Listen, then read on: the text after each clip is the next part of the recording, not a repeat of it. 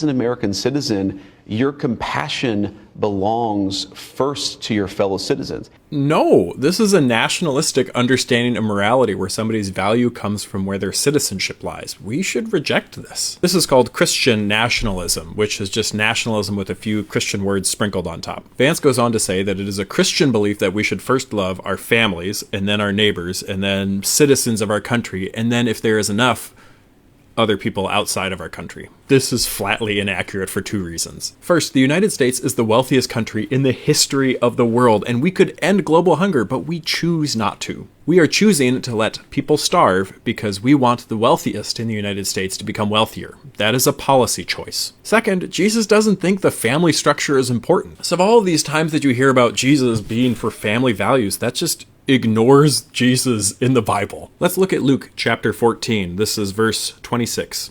Whoever comes to me and does not hate father and mother, wife and children, brothers and sisters, yes, and even life itself, cannot be my disciple. Let's just go to verse 33 at the end for a fun bonus. So therefore, none of you can become my disciple if you do not give up all of your possessions. If you think that's a one-off, let's go to Matthew chapter 12, verses 46 through 50. While Jesus was still speaking to the crowds, his mother and his brothers were standing outside. His literal mother and brothers were standing outside, wanting to speak to Jesus. Someone told him, look, your mother and your brothers are standing outside, wanting to speak with you. But to the one who had told him this, Jesus replied, who is my mother and who are my brothers? And pointing to his disciples, he said, here are my mother and my brothers. For whoever does the will of my Father in heaven is my brother and sister and mother. Once again, Jesus does not care about the idea of the nuclear family. He certainly doesn't care about the idea of citizenship in a nation. He cares that the marginalized are liberated in body and spirit, wherever they may be. That is the heart of the gospel. Do not trust Christians who preach an ethic that primarily benefits them. If it doesn't contain liberation, it doesn't contain Christ.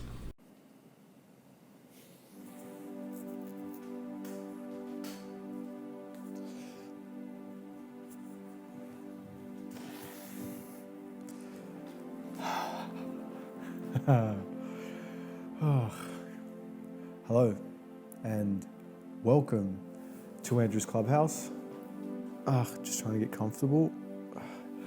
Today I'm doing a special episode, kind of going back to old school days, what sort of got us here in the first place, bloody Charlie Bachos and the Stand for Truth podcast.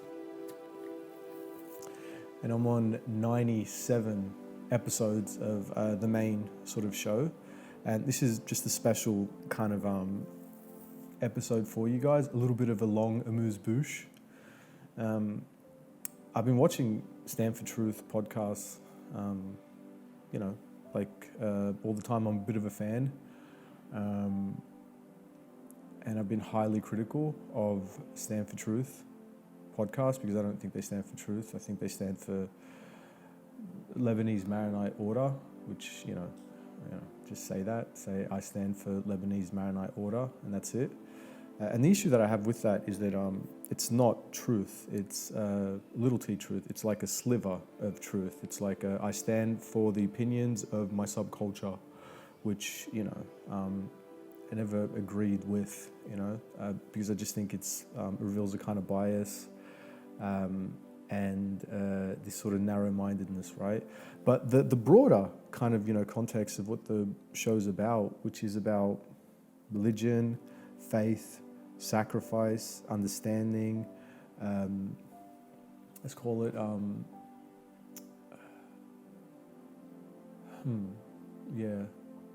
understanding. But just speaking, I think, the nature of just having a conversation with people that, aren't always, exactly like you, like someone from Barbados who lives in America who Charlie considers an African American because, he's a genius. Also Anthony Rahael, who isn't Maronite, who basically is just like a content creator, but literally my best friend who I admire so much. And Anthony Rahael on his main channel, No Garlic, No Onions, is now doing a Ramadan promotion, which is proper and correct, right?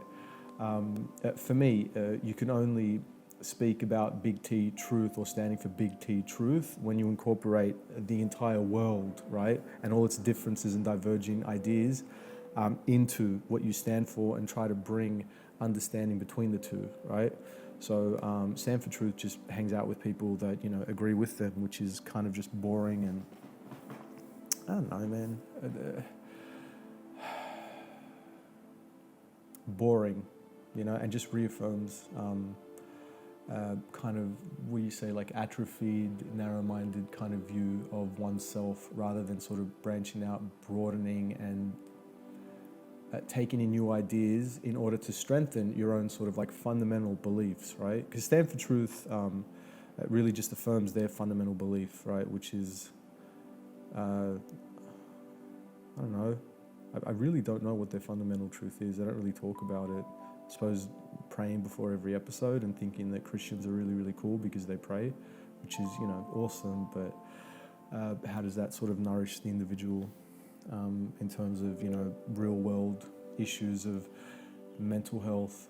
Well, proper real world issues that affect Lebanese Maronites, not only in Sydney, but all over the world, but not just Sydney, but Fijian Punch Bowl and Harris Park, right? Where St. Charbel's, Parish Punch Bowl, and Our Lady of Lebanon are from, respectively, like drug addiction, domestic violence, mental health, suicidal ideation, violence, vileness, sex addiction, you know, and just a bunch of stuff that I wish they would talk about more often, but they don't, because I suppose they think it's beneath them, because, you know, they're about big T truth, right? So they only hang around with people that, I don't know, man. I don't know. I suppose they like, but I don't just hang around with people that I like. I hang around people that challenge my ideas and that I don't really like to either understand them, try to convince them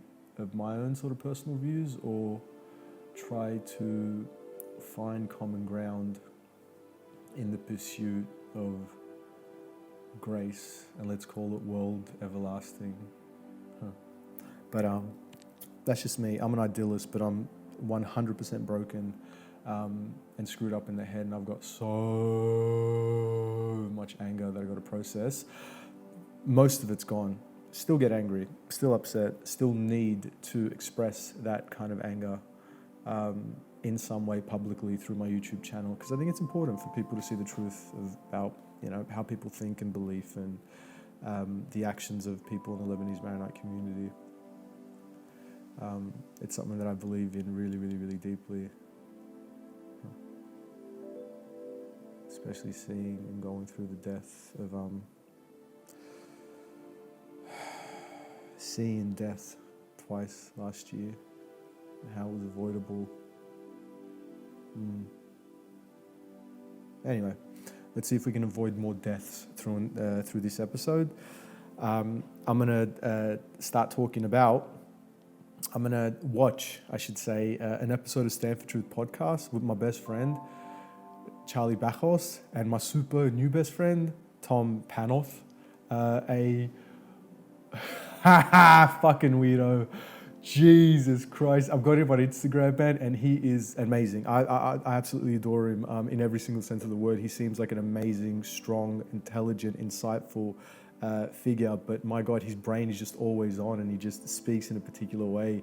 And the guy during Christmas and New Year's wouldn't stop posting on Instagram, right? And he'd be like on runs, right, running, and then just, oh God, do Instagram posts with his bloody AirPods in his ears, like as he's running, sort of talking about business and stuff. And I'm thinking to myself, dude, I struggle with burnout. What are you doing? You need to shut off. You need to, you know, disconnect every so often, right? And be with your family. You don't need to social media while you're trying to exercise, for goodness sakes, man. Just take a breath and relax.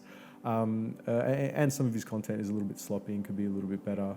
I commented on a recent a post on Instagram because he had a visual of a picture where he sort of like wrote a bunch of stuff, and he had like a circle and a symbol, and he was writing, you know, like a some crap, but it didn't matter because you couldn't read what he wrote because he obviously just did it on his phone because the guy's so bloody impatient. He can't just do it on a piece of paper, take a photo, perhaps edit the photo, and then post it and then talk about it. He just is always kind of on, and he gets sloppy. But, you know, I love him because he beat cancer and he's a Catholic.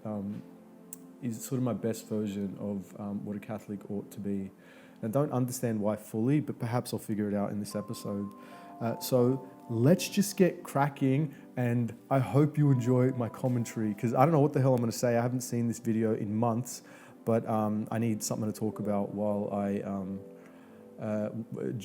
during this period of Lent when I've given up cannabis and you know, the blues are starting to come back and haunt me, right? So I need something to cheer me up, and I think this will cheer me up. So without further ado, let's watch Stand for Truth podcast, episode 28, featuring Tom Panos. This episode is proudly sponsored by Bellcorp Construction and all these wonderful people. Thank you so much for sponsoring us. Fine. I don't mind this intro, I suppose. Welcome to Stand for Truth podcast. Thank Today you. I've got a special guest, Tom Panos. Thank you for coming on. Thank you, Charlie, for having me on. A lot of you guys might know Tom. Oh, sorry, I have to stop it. Sorry. Dude, oh my God, the mic boom is covering Tom's face. What are you doing? Who organizes? Who does the... I know it's a little thing. I know it doesn't matter. I understand it's just a podcast, right? And people just want to hear it. But why? This is a visual medium, right? You get a lot of views visually on YouTube. Why do they have the boom cutting off your guest's face? Like, surely there's a better way for you to figure out the mic booms. My God, like, it's like, it's cutting like his throat. Like the symbolism is just bad. And I'm big on symbolism. So I don't like that. That upsets me because I'm quite emotional. So I just wanted to put that in there. Introduce him just quickly. Tom is a columnist for News Corp. He's also got his own real estate gym, and he's been an auctioneer on the block. A lot of you guys will see him. Don't know what a real estate gym is. On social media. I have. As one of the leading auctioneers here in Sydney in real estate. Yeah, he's great. All across Australia. A lot of energy. Thanks, Tom, for jumping on. Thank you. We'll This is start John. with a quick prayer. So, in the name of the Father, Son, Holy Spirit, Amen. Our Father who I'll art get in involved. heaven, hallowed be thy name. Thy kingdom come, thy will be done on earth as it is in heaven. Give us this day our daily bread, and forgive us our trespasses, as we forgive those who trespass against us. And lead us not in temptation, but deliver us from evil. Amen. We ask the Holy Spirit to guide us, so everything we say and do comes from the guidance of the Holy Spirit. In the name of the Father, Son, Holy Spirit. Amen. I did that out of respect for Charlie. Today he's saying, oh, Tom's on. 'Cause he watches this. Auctioneer, knows a lot about real estate. You guys might have real estate properties yourselves. I do, looking too. to sell. I used to have all the talk about interest rates going. 5. I'd love to ask Tom. 6, interest actually. rates gonna Yeah, go I had up. 6 at one Should we point in sell our house now? 2023. Where do we buy? I'm broke now. But I've got some very important questions, even bigger than that. And I'm going to ask you about how important has God been in your life? So that's the reason why I got you on the podcast. Not very back in the So, day. start us off, Tom. Your background, Greek? Yeah. Okay. Yeah. Sydney? Yeah. Okay. And real estate. Let's talk quickly. So, when did you get into the real estate game? About 20 years of age. I was doing it while I was at uni, and then I liked it so much. After uni, I decided not to go down the corporate level, and I just continued in real estate. Charlie, that makes it now nearly Why did I say 4 Charlie? decades, nearly 40 years. Real estate, passion is my paycheck, and I'm very fortunate. I still, to this day, and I haven't needed to work for many, many years. Real estate's been good to me, right? But I still have a spring in my step to work every day. As I said to you, I've made passion my paycheck. I love it. I enjoy it. I've built a life that is ELF, effortless, lucrative, and fun around that industry. Sorry, I gotta pause it because I just love everything that he said. It's beautiful, it's amazing. I'm quite inspired and giddy. I want to be like Tom. I wish Tom was my friend. I don't have many friends. Part of why I had a nervous breakdown last year was because what I was doing, even though like I enjoyed the idea of having real estate and you know, being a developer and all that sort of stuff. I was going about it the wrong way and I was doing it with the wrong people. But more importantly, I just wasn't happy in my own sort of personal life. So I lost my passion for anything, and say the darkness encumbered me completely until I sort of broke and had a nervous breakdown, and then threw everything away because I was so unhappy. I want to be like Tom. I want to have an effortless L and an F life, and I want passion to be my paycheck. It sounds a little corny, and that is a little corny, but I love it. Yeah, I want passion to be my paycheck. I want people to pay me for doing something that I'm passionate about. Like this, strangely, I really, really, really enjoy doing this. How odd is it? But yeah, I've been watching YouTube for like 20 years, no, 15 years at this point. And I suppose I've wanted to express myself in some sort of way, and this is a great way for me to just express myself and express my emotions. And yeah, Tom, I see your stuff on social media, and I've been in sales for 30 years. I've done sales my whole life, and I see that you're a motivational speaker and you're very passionate. And I, even though I don't know much about real estate, but I can see, you know, your passion and your motivation in sales. And Yeah, stuff. I love that. And I love sales, by the way. I don't know why, that's so odd. On your profile on Instagram, I did door-to-door sales back in the day. Thought, wow, this guy's a Christian, and obviously you stand for truth. I got motivated to reach out to you, and It's lovely, isn't it? that cross was the reason why I bring it up. Is a lot of people sometimes say, hey, you know, how can I be a witness for Christ? You know, you're doing your thing with real estate, and all you got is this little cross on your social media, and it triggered me to reach out to you. So it's a great way to sort of like reach out to people about your faith. Has anyone ever reached out to you about that little cross or your faith? Yeah. Just real quick, before you answer, Tom, sorry.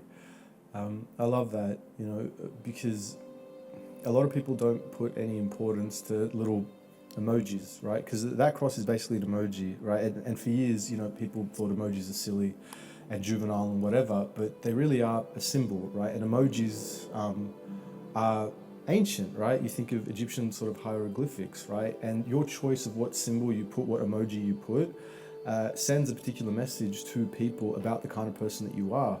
And in some ways, emojis are a more effective communication method than writing. You know what I mean? And I've been big on emojis lately, ever since I had my mental breakdown, and I realized that communication is such a vital part of my life that I was missing, because I wouldn't answer phone calls, I wouldn't message people, I'd just be sort of stuck in the darkness, alienate myself and disassociate myself from the world, and just hang out with the devil. But symbols, communication methods are a really, really, really powerful tool. And that simple tool, that simple emoji, sort of led to this interaction, this lovely interaction between my two best friends, Charlie Bajos and Tom Panos. Look, could be positive or negative. I think a lot of people that follow you on social might not actually go off, Charlie, and look at your bio. They're looking at your posts. Yep. But That's occasionally people think, oh, what's this person about? What's his business? And then I've had a few people over the years say, oh, Tom, I'm surprised, you know, like you're a Christian. And I think maybe one of the reasons is that I'm a bit direct, and there was a period of time where I used to use very colourful language, and people couldn't equip, you know, they might have had a perception, oh, a Christian is not going to be like that. And as I said to you off air, you know, I've had one time that it really knocked me off my feet. I was speaking at a conference in Melbourne. It was around 800-900 people.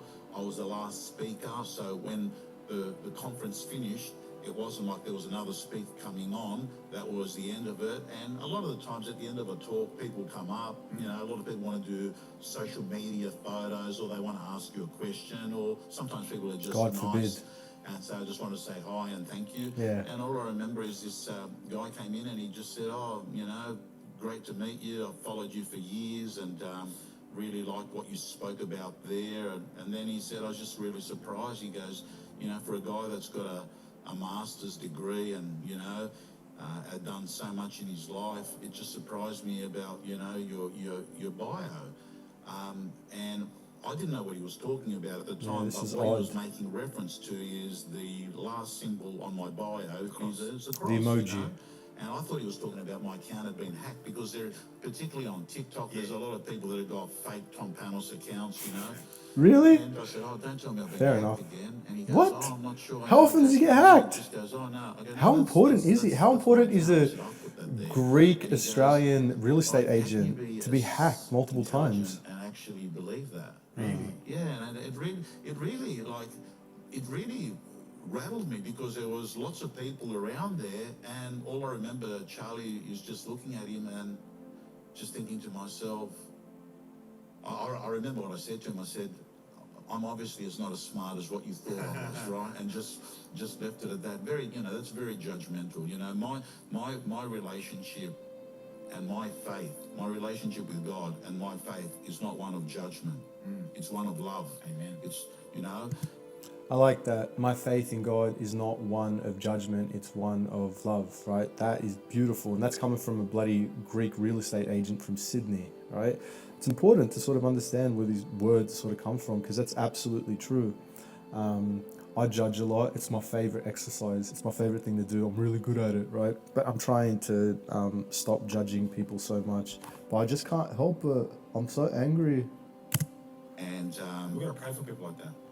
100%. Yeah, like, right? For that person Pray for me. to actually, I don't know, Please. for him to have said that, what actually has driven that person to get there? It's always a good thing. What actually has happened? Has he been let down? Has he had a bad experience? Probably. Or, I don't know. But, for me, Charlie, I'm a Greek Orthodox. That's what I was brought up. I'm not one of these people that was not a Christian and became a Christian or a revert or a convert or call it what you like. You've always been a Christian. I was brought up as being God-fearing, right? Brought up in Belmore. I was brought up. I was going to say Elwood or Belmore. Belmore, that's where they are. Having said that, you won't believe it. The lady that lived next door to me was Lebanese, and she treated me like a son. And all I remember and I loved her cooking, by the way. And all I remember from a young kid, all I remember she used to say, "Futajao wa talao," right? So I learned a lot of Arabic very early on in my age. Come inside. There was a lot of Lebanese in Belmore. There was. Now, yeah. There was, So I mean, this guy saw the little cross and look at the angle he looked at it, judging you. I looked at the cross and I seen, wow, I see all your stuff. Well, you judged him as well. You know what? So I looked into your videos and I saw you post about cancer. And just to let you know... Yeah, just before we get into the cancer sort of stuff, Charlie made a judgment as well, right? Except his judgment was more positive, whereas the other guy that met him at the conference made a negative sort of judgment. But I suppose you could say one is of love and one is of sort of cynicism, right? Now onto cancer. Sure, if you know, but a lot of my audience reach out to me all the time. We've got prayer groups with people with cancer. My dad's got cancer, and so many people reach out.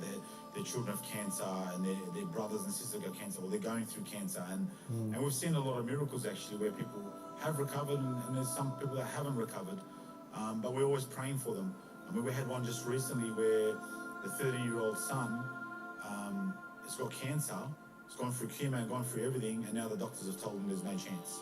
And they reached out to us just before the Saint Charbel feast day last week, and we gave him a relic of Saint Charbel, and a big group of us praying for him. And at the end of the feast, they got a message saying, "Hey, the cancer's dying." So even the doctors were shocked. So tell us your story about the cancer. You had cancer 3 times, is that correct? Yeah, so first diagnosis was in 2006, second diagnosis in 2016, third diagnosis in 2018.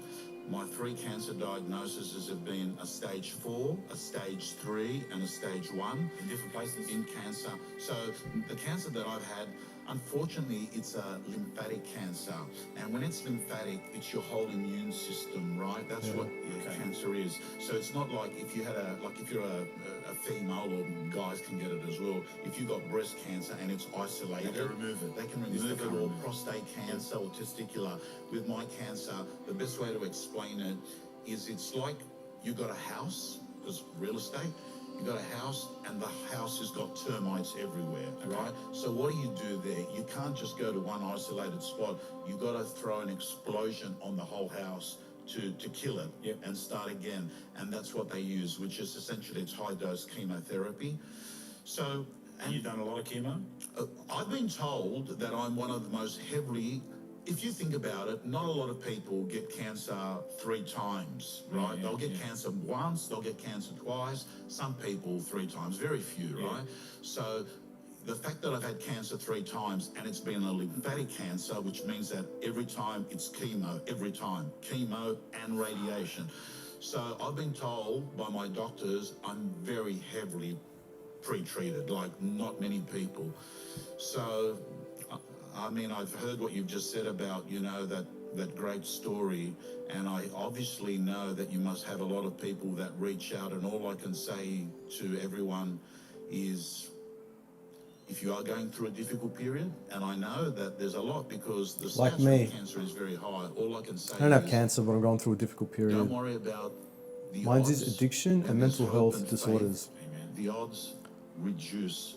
Right, you don't have to get stressed as much, you know, because the odds say I've only got a 1% chance of survival, right? And the second That thing must be is, so harrowing. if you can't hope for a miracle, be a miracle, right? Be a miracle. And Yeah, I love that. I've got a total It's quite attitude of wise. gratitude, Charlie. I'm blessed, you know, to be able to come to life this is really the 4th time I've come to life, if you think The about first time, let's go back to the first time. Some people will say, did you blame God? I mean, you've been Christian all your life. You get cancer. Did you? I didn't blame God, but I do have to say that I would, I was thinking but I'm to petty like myself, that. Why me? I've prayed consistently, and there was a period of time where I'd say, God, why me? Yeah. Why me? Why don't you give it to the pedophile that's sitting in jail? Give it to that person. Why give it to me? Sorry. Ugh.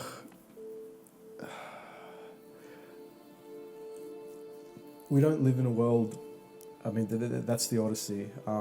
That's sort of like the challenging kind of morality of the life that we live in. Good people get harmed and bad people sort of get off scot-free. Our world and our sort of civilization, the Australian government has a way to deal with pedophiles. You know, they go to jail and all that sort of stuff, right? But there's a mystery to God and life and faith and all that sort of stuff, right? It'd be too convenient. It may be odd to sort of say, but it'd be too convenient if we live in a world where only bad people get ill and bad things happen, because there'd be no challenge in life, right? So it'd sort of be like there'd be no complexity of morality, right? There'd be no sort of issue. There'd be no need for the police, right? Because if there's a bad person, you get sort of harmed immediately, you get cancer, right? And then, okay, this guy's got cancer, he's a bad person, so that's God's natural order sort of resolving itself, right? Life just isn't like that. There is pain, there is suffering. Good people get cancer, and bad people, such as pedophiles, can be very healthy and live very fruitful lives, right? And that's the challenging sort of darkness that you have to kind of deal with as a human being and as a person of faith. For me, what's important about Tom's story is that even faced with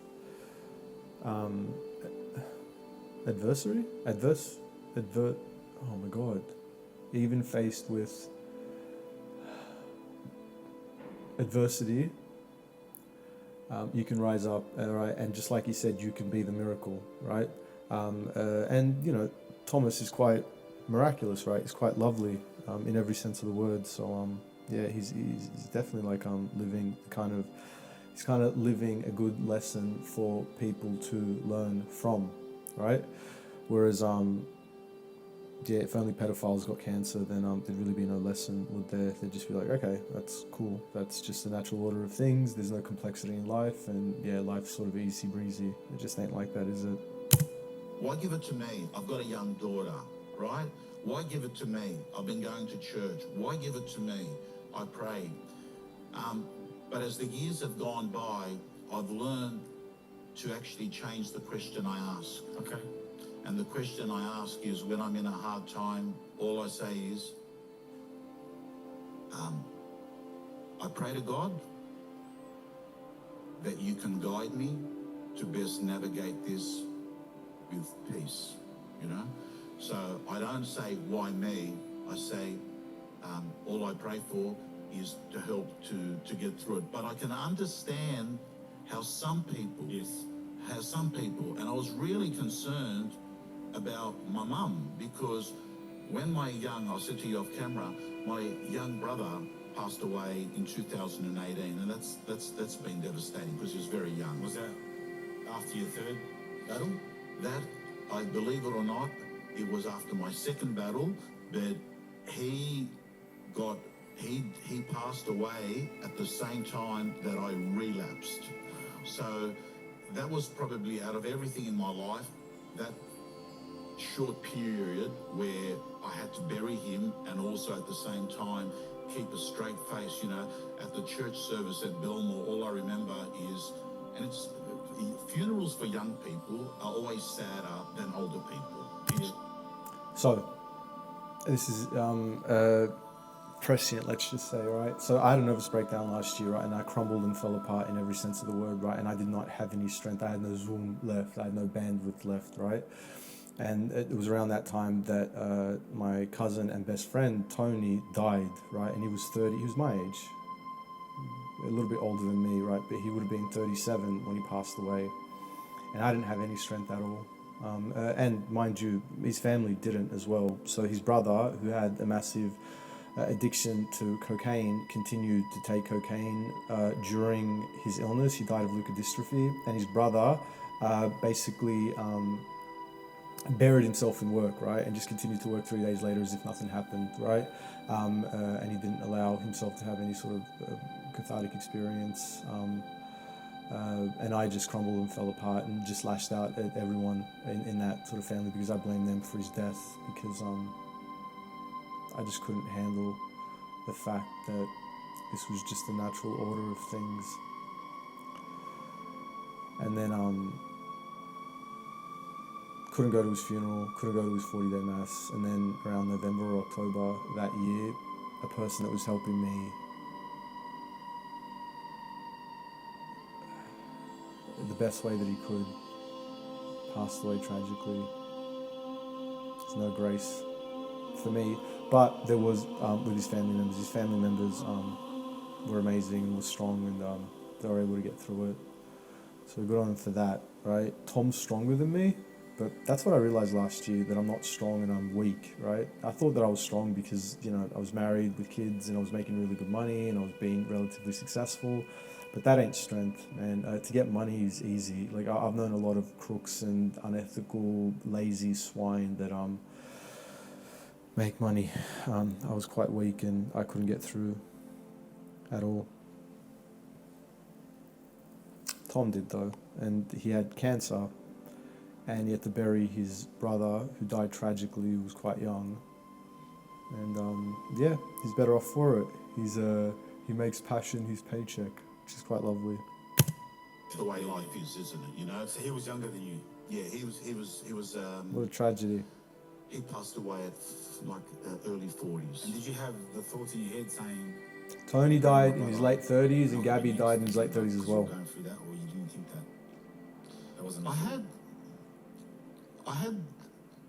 had a little bit of a thing they call survivor's remorse, which was, I've had it twice, and I've recovered. Okay. Right? Why is he dying? And then the third one came at the same time. And I had a bit of survivor's remorse because he was a much nicer and better person than I was. And I think to myself, but why George? And I can see, Charlie, how it's easy for someone who feels like, I stuck to my dual God, why does this happen? And we see this happen a lot of the times. We see people that are of religious and good people, and bad things happen to good people. That's something that does happen in life. And I think, Charlie, we're never going to really know that till the day we close our eyes as to why these things happen.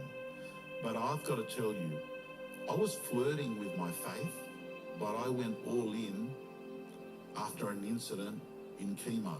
And I'll tell you, yeah. So what was happening is, I was sitting there at chemotherapy at RPA Lighthouse. Third time? The second time. Second time, okay. And I was sitting there in the room, and at chemotherapy, for those that are watching and listening and may have not been there, it's only a small partition that really separates people, right? The patients are in there. And normally what happens is a family member comes along and they sit with you during chemo, right? So you could be there for 5 hours, 6 hours. And I was sitting there and I heard a lady in the next room say to her daughter would have been around mid-20s, maybe early 30s. And she said, I heard the mother say, sweetie, what colour hair did Aunt Maggie have? And the daughter said, Mum, why would you ask that now? And she goes, I've just forgotten what colour hair. She goes, I've had a mental blank. And she goes, have you got a photo there? She goes, I'll look on my phone and see if I can get one. But why now, Mum? She goes, because I just thought to myself, when I go upstairs to heaven, if I can't recognise her, and there's a lot of people, and I thought she said it in a joking way. But she was serious. But she was serious. And then I knew this lady, because you go to chemo, you bump into there. And she was the happiest and the most peaceful person there. Other people are angry there. Other people are upset there, like victims. Why me? Yeah. And she was in peace, and I thought to myself, she's got so much belief. It's not belief, it's conviction. She knows 1,000,000%. She knows where she's going, to the point now that she's stressing, that she's worried that she's not going to see. She wants to see the hair colour of the person, and she wants to see the hair colour person. And I thought to myself, how good is it in life to have certainty that things are going to be fine? And that for me was... That was a trigger for you to change your mindset? Yeah, it wasn't like I'd gone off the rails, but I just thought to myself, hey man, life is so much better being all in than just flirting with it. Yeah. Does it make sense? 100%. That's when you go back to the Bible, when they say things like, when you read in the Bible and it says, you can't follow God and money. You have to be all in at one. You know what I mean? And that's what I've done with my life. I've changed my life and I'm going all in. I've podcasted. Yeah, he's gone all in with money as well. My God, how much money would he be making in his bloody podcast? Look how many sponsors he has. He's quite ingeniously weaved his faith in with sponsorship and money, right? He's doing both, which isn't really a bad thing, but yeah, he's gone all into faith, but he's used his faith to make money, which is fine and good. But yeah, just wanted to say that. The faith. I've got the real estate guru on the podcast, and we're talking about God. Yeah. We haven't even spoken about property yet. We probably won't even speak about it because, to be honest with you, the most important thing in life that's going to get you through the cancers, the bankruptcies, the devastation, the disabilities, the deaths in the families, whatever situation someone's going through, I really believe it's God that's going to get you through that. Charlie, with all these things happening, burying your young sibling and then having to confront chemo, like you could see how the average person probably is going to have insomnia with coping it, particularly if you've got a young family, which I had a young family, I've got 2 daughters. But I would sleep really well with this final sentence. God, it's your shift. Let go and let God. Yes, I want to get amen. some sleep. It's your shift, God. Amen. And it was just giving you the peace to be able to know that, you have someone as powerful as Jesus in your team, in your state of origin team. Amen. You've got the best of the best. And you can't lose. No. Well, yes, man. We say Isma Salih, which is in the name of, the cross. So having Jesus on your side. So, in the Old Testament, there was a fellow called Job. Kanye West calls him Job. That had everything taken away from him because of his faith, right? It's not necessarily the case that, you know, if you align with God, that you'll sort of have everything. He's talking about a spiritual, fulfilling life. But I think this is sort of like, you got to be careful when you speak like this, because sometimes, I don't know, to have faith is to also sort of sacrifice as well. And I don't really see that in this episode. I don't see them talk about, you know, self-sacrifice or anything. With Charlie, you know, ever since he sort of converted, he lost a few friends, but he made a killing, right? And he made a name for himself, and he's this big sort of figure in my community. There's no sacrifice there.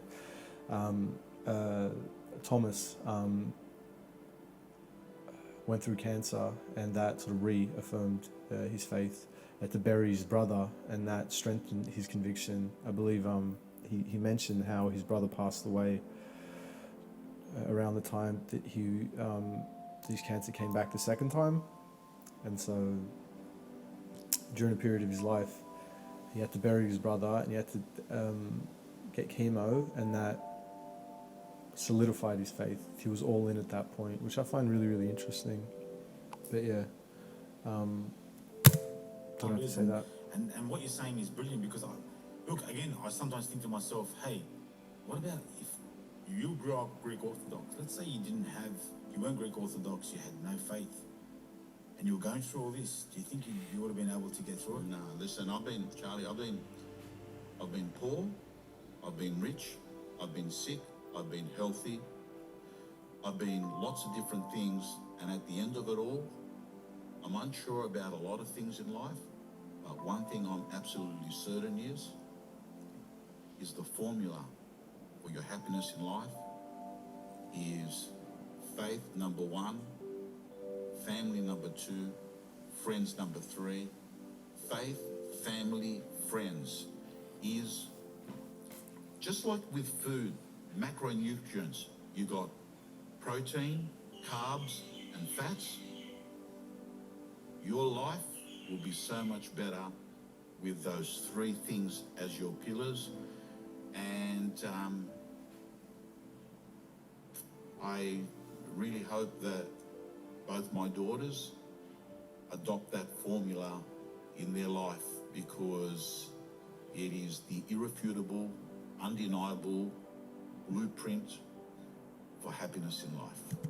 I like how he talked, or very emphasizing every word. It's quite lovely. He's quite a great orator. Not as good as me, though, because I'm arrogant.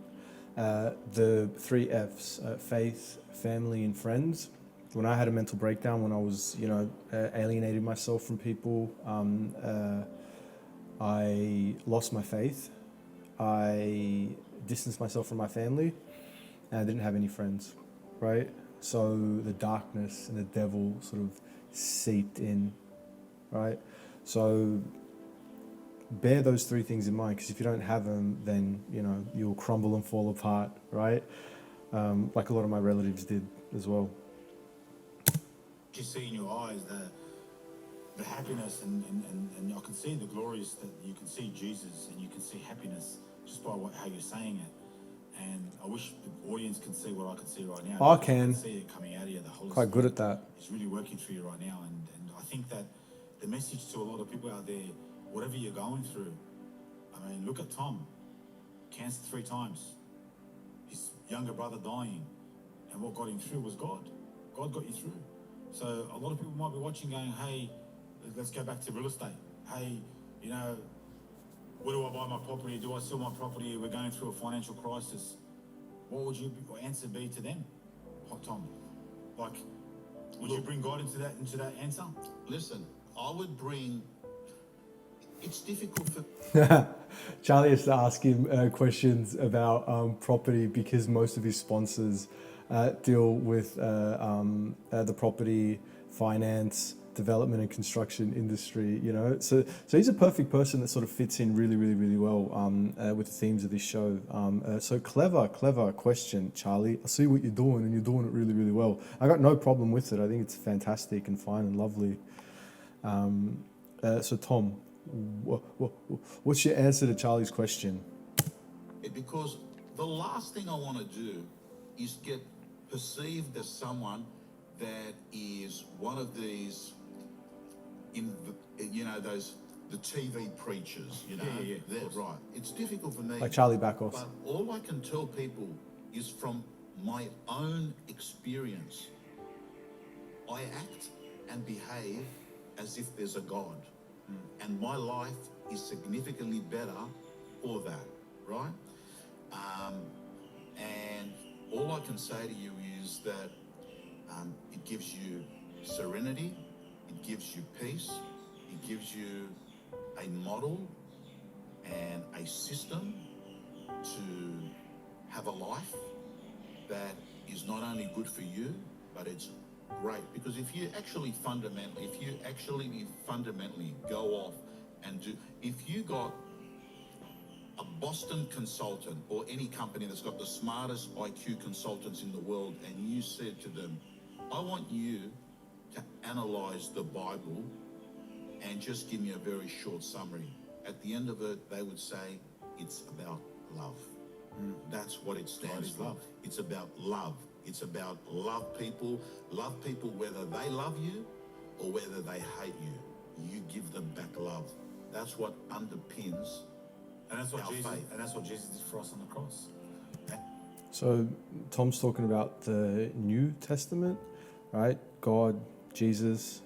As Christians, we're supposed to sort of align with that, right? Love and peace and all that sort of lovely stuff, right? But the God of the Old Testament, right? And if you take the whole book as one, it's challenging, right? It's not supposed to be so straightforward. God is love, because consider the plagues that he brought unto, you know, the Egyptians, right? And slaughtering the first child, you know, in the book of Exodus.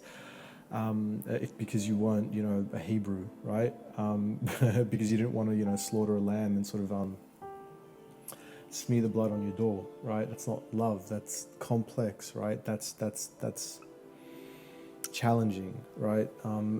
If you got someone from Boston Global, Boston, whatever the hell it was, Boston Consulting, to analyze the Bible, and you don't even have to do that. You could just sort of drag the Bible into an AI app, ChatGPT or Gemini, and ask them, you know, distill the Bible into a few words, and they wouldn't say love. That's just a gross underestimation of it. Like, I like what he's saying, I get it, but no, it's not just love. And then what do you mean by love, right? It's so much more sort of complex than that. But Jesus, you know, sacrificed himself for us when he didn't have to, right? The creator of all things, right, who can wipe us out like that, decided that even though we crucified his son, to not resent us, to not hate us, to not hurt us, to not seek vengeance against us, but to forgive us and love us even more. So that's how you get through the hate, right? It's a lot, right? It's a lot. It's quite profound. But the Bible isn't just all love. It really isn't.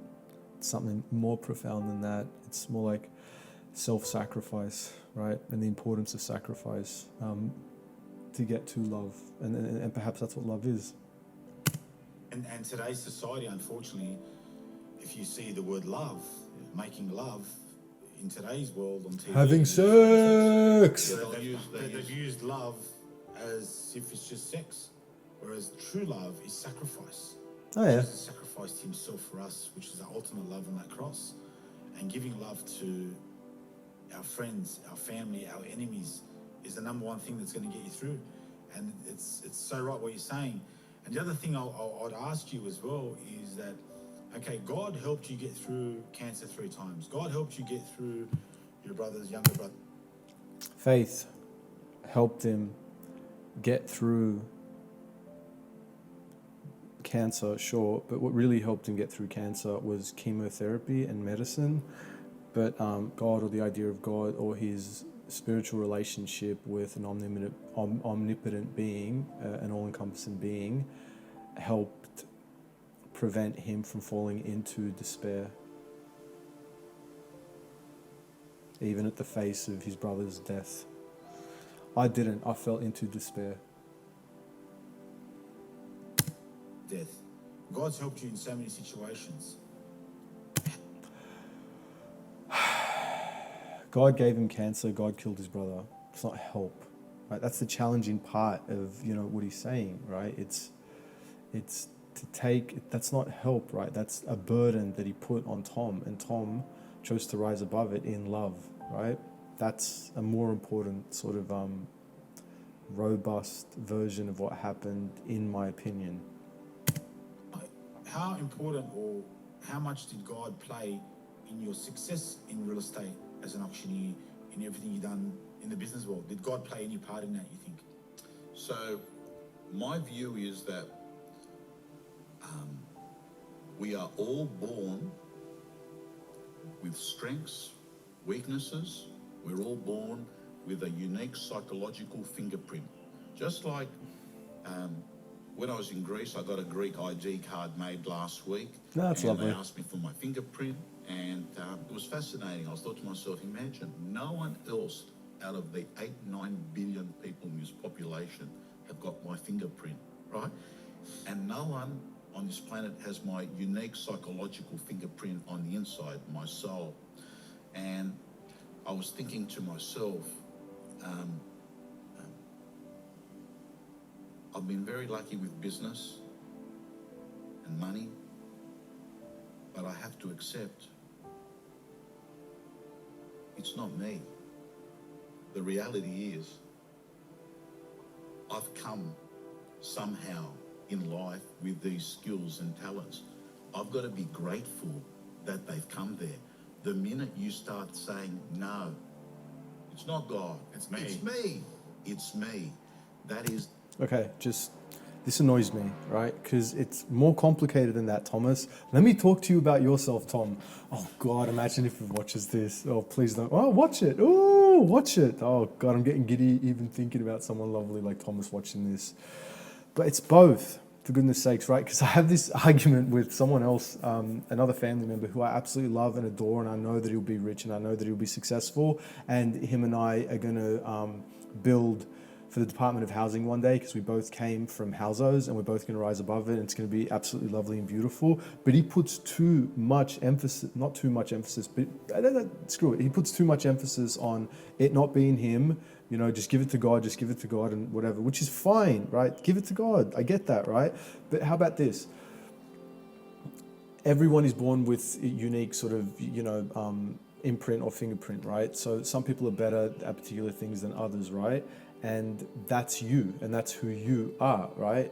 God working through you is you making sure that you take what he's given you, all right, of your own volition, right?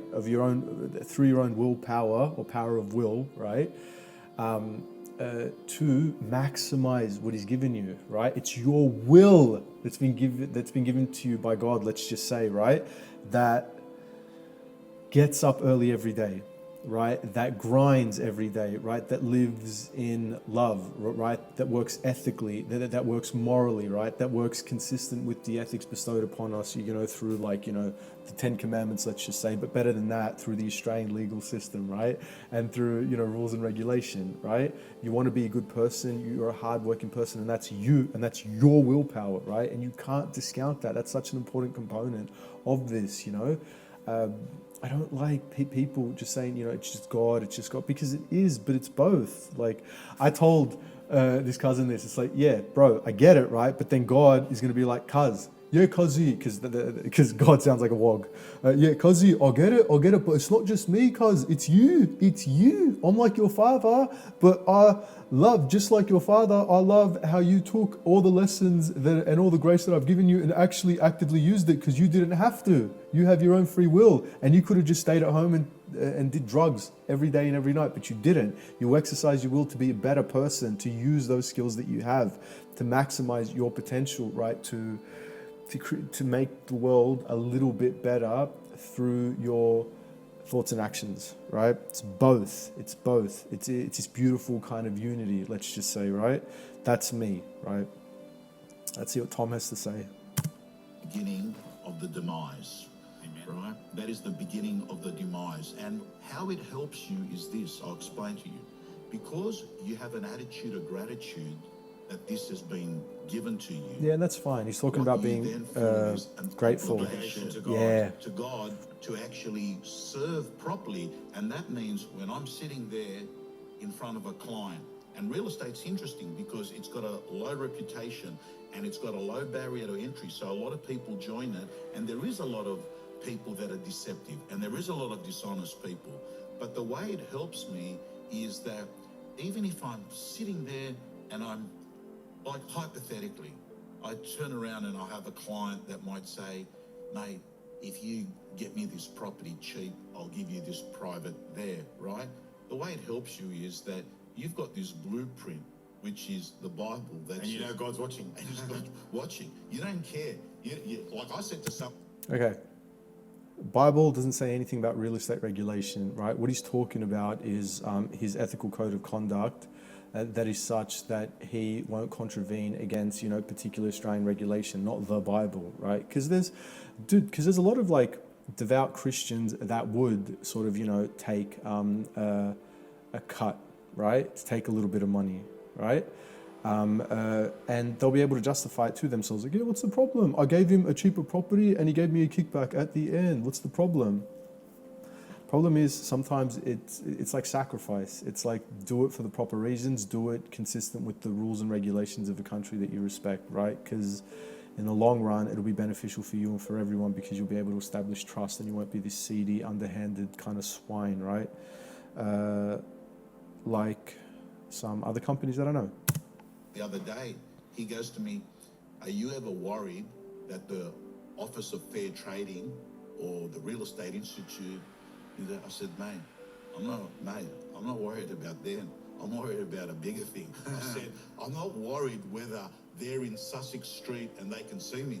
I know that someone is seeing everything anyway. So I said, I don't need them to guide my principles. You're already on the right track. I'm already on the right track. Because you know God's watching, and you don't want to offend God. You're offending the institutes. Correct. So yeah, it's powerful because like I said, I've done sales for 30 years, and in the last few years when I was doing sales, I always kept that mentality too.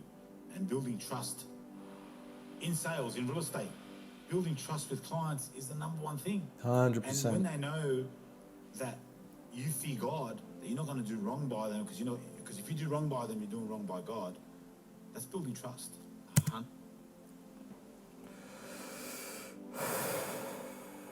Sometimes, some people that seem like they have a strong relationship with God and wear the crucifix do that for this reason, right? Because it's a symbol, it's a meme, it's an emoji, right? That crucifix, right? That people wear on them, but they don't necessarily align with it, right? They could go to church, right? They could wear, the paraphernalia, but they don't necessarily believe in it, right? People have to be far more vigilant than that, right? Just because you're God-fearing doesn't mean you fully understand God and you're not a bad person, for goodness sakes, right? A lot of the people that I was dealing with for the last couple of years, I respected because I thought that they were God-fearing. But then I realized that they have their own confused version of what God is, right? And their God is basically an extension of their own ego and pride, right? I was disgusted to sort of find that out. Not simple. Be more vigilant, right? Just because you're dealing with a Catholic or an Orthodox or supposed this or that doesn't necessarily mean that they're good people. Most of the people around me that have done the worst, that committed the worst sort of, let's call it, atrocities, for lack of a better term, were absolute sort of devout Maronite Catholics, right? So this isn't as simple as what Charlie's making it out to be. Be more vigilant, for goodness sakes. But then a lot of people just have instincts and intuition and sort of use that as well. And what happened, it's funny you're talking about trust, because when there's trust in the relationship, everything is workable then, everything is negotiable. Trust is the main thing. And trust, frequency builds trust by, you know, having ongoing conversations with people. But for me, Christianity's been very good with trust, because what actually happens is people can feel the energy that you care. Yeah, that's the intuition. My faith is an advantage in business, because what actually happens is people feel, and this is a very common thing that people say, they say, you're not like a normal real estate person. I go, what do you mean by that? Oh, you surprise me, you're doing so well because you're too nice to be in real estate, right? But deep down, that is in fact what makes you successful, right? People. 100%, I agree with that. So I had burst appendix about 3 years ago, and then that set me on this sort of deep kind of spiral, and I crumbled and fell apart, right? And then I sort of drifted away from everyone. I alienated myself from people. I suffered from like a lot of issues, right? But before then, I was very, like, I'd always go the extra mile for my clients, right? Because for me, establishing sort of trust and understanding, and I'd always listen to them. I'd always be very, very helpful. I wouldn't be cynical, right? I had this thing, because I used to do a lot of home renos and bathroom tiling and waterproofing and stuff like that. I had this rule of thumb that if someone invites me to their house to do a job for them, then I have to treat it like my own house, right? I have to keep it clean, I have to keep it tidy, I have to be respectful of them and their house and their home.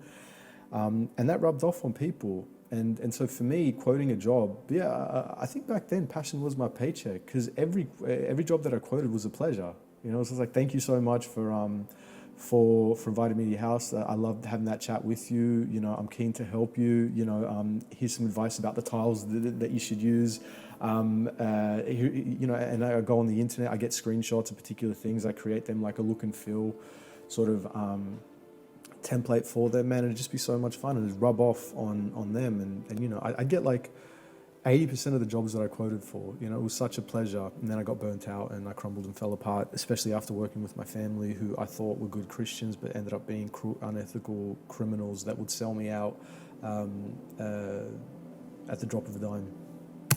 And, you know, people think the people that are successful is the fast-talking, high-pressure salesman, ex-car No, salesman. no. That doesn't work anymore. I hated It doesn't pressuring work anymore, clients. I because never the truth pressure them. is that all you've got to do is burn one person, and then bang, Insta, Facebook, review sites. That's what I spreads did. like wildfire. Yeah. So if you want to build a successful long-term business, you've got to be the real deal in 2024.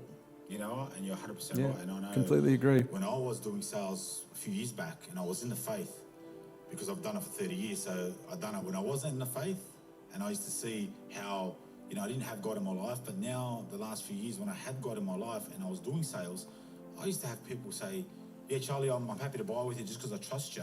Yeah. And they didn't care about the price. Yeah. They would actually That was like me. sign blindly. Yeah. And I'm thinking, I could actually rip them up if I wanted to. Yeah. But I wouldn't do it because I fear God. Yeah. And they knew this. So seeing a lot of sales come through with people not even questioning price and things like that, I was like, wow. Like, I wish I knew this from 30 years ago, because if I knew that having that trust was so important, I would have been an even better salesperson. And I see it in all types of business. I'm quite a natural salesman. When I believe in what I'm selling and when I'm passionate about what I'm doing. The key to people trusting you. I need to get back I there. think fundamentally, Maybe Tom can people help don't me. care how Maybe much you Charlie know, can. Maybe they can people don't pray know for how me, much for you goodness care, sakes. right? I've had a lot That's of people the key curse me thing, last year. right? And I normally find that, you know, people of faith care more. And if you care more, it's like the wind. You can't see it, but you can feel it. You can feel it at that interaction. It's at intuition. The table. I'll never forget a deal. One of the best deals I ever got is I got this phone call from someone, and they said, mate, could you come and look at this, property and blah, blah, blah. And it was right out of my area. And when I got there, I said, out of curiosity, what do you call me? I mean, I don't even have any profile in this area. And he goes, 2-3 years ago, you sat with my sister, and my sister was unsure about selling her house, and you actually said to her, the market is not great at the moment. If you could rent it out, and it'll probably pick up. And she was gobsmacked because she just would have thought that you want the quick sale. You want the sale to make money. And I go, oh yes, that's right. How's she going? She goes, oh yeah, it's rented out. And we just want to deal with someone that is real and says the truth. So the irony of it all is, what would have happened if someone was dishonest? They probably still would not have got the business because she'll never get the business. And she'll never get the business. And then what would happen is, I'll get that lady's business. I was getting her brother's business. So the truth of the matter is, just be a damn good person. Yeah, be honest. Word of mouth will spread, because once you've done things right by people, your business will exponentially grow. And one more thing before we go, motivational speaking. Does God play a part in your motivational speaking, or say, for example, your business ventures? Like I know we answered some of that, but when you're speaking in front of a big crowd, does God play a part there? So I do around 220 face-to-face conferences a year. 220. Take a break. I'm more comfortable than I was in the earlier years. And the question is, does God play a role? 100%, because it firstly plays a role in the content that I talk about, because the content I talk about are things that are not deceptive crap. Okay. Right? So that's the trust again. Trust there. The second thing is, I don't have, I had a conference I was speaking to recently. We had 5,000 people there, and I was on stage for, around, it was a Sunday, Monday, 2 days. And all I can say to you is that in the back of my head, I just know that, I've got someone much better than Nathan Cleveland on my side, right? So I always just know it's going to be fine, mate, I've got... Giving you that peace of mind. Yeah, and peace of mind. And I've got to tell you, peace of mind, Charlie, if Pfizer or AstraZeneca could get peace of mind, put it in a bottle, they would sell it for millions. Right? 100%. They would sell it for millions. That is the biggest thing, peace of mind. And again, I don't want to come across as someone that is trying to get a Bible and hit people in their head and say it. It's not my approach. Funnily enough, I have a lot of people that are friends of mine that live non-Christian lives. Yep. I don't judge them one bit, you know what I mean? I've got people in the gay community. I've got people that are of other faiths. I've got other people that have got zero faiths, right? But what it allows me is to approach these people with love. Right? And that's the key. Why wouldn't you? That is the key. Amen. That is the key, because at the end of the day, Charlie, it is the most powerful emotion. And one of the worst emotions, of course, is greed. Yeah. The opposite. I got caught by greed. Thank you so much, Charlie. Thanks heaps for coming on. And thank you. Guys, I'll put Tom's socials on the link, so you can follow him on his social media. God bless you all. Please subscribe to Stand for Truth. Share this, subscribe, make sure you subscribe. And God bless you. He really wants you to subscribe. Oh, God. That was amazing. I love that. Oh, God. That was exhausting. Yeah. I thought I might do that, given the fact that I'm pretty soon to surpass Stand for Truth podcast in terms of subscribers. I've got, I think, 3,900. Right now, by the time this comes out, it might be 4,000, and within a couple of weeks, I would have had more subscribers than Stand for Truth podcast. I'm actually really proud of that. It's not like an ego thing. It's certainly not greed, because I don't make any money doing this at all. I do this for the love of it. But you know, I started doing it, this whole YouTube thing, because my best friend died, and I didn't really have anyone to speak to. And then I watched a Stand for Truth podcast episode with John Mitri, and I just thought that was so funny and silly. I just thought of him as like John Mitri is everything that I hate in the Lebanese Maronite community, and he was sort of exalted in that episode, which I just thought was hilarious. That's why I'm a critic of Stand for Truth, but I adore them. I love them, you know, because I think that what they're doing is the right thing, is a good thing, and I love the cross-promotional sort of aspect of it. I think it's beautiful and amazing. Yeah, and I really enjoyed that. I hope you enjoyed my commentary, I suppose. It was just fun for me to make it, because I'm quite bored. And I'm worried that I'm going to sink into a deep and dark depression again if I don't keep myself sort of occupied and motivated. I'll be soon to be working and making passion my paycheck again, which is really, really exciting, because that really, really, really motivates me. I'll turn into Tom in no time. But yeah, that was a pleasure. I hope you enjoyed it. Please don't subscribe to me, because you know I got this game sorted. Please subscribe to Stand for Truth podcast. I'm going to put the podcast in the description. If you want to subscribe to me, that's fine. You can if you want to, but I think it's far more important to subscribe to Stand for Truth, because they put way more effort into it. Well, they have way more sponsors than I do, but I think I put way more effort into my shows than they do. It's really, really, really hard to edit my shows and, you know, play. Like, I literally I taught myself how to do musical composition, for goodness sakes, right? So I can elevate what I'm saying. I'm quite impressed with that. And I think that, you know, I've got, you know, something really special that I've kind of created here at Andrew's Clubhouse, my safe space. And with that, I love you. Bye.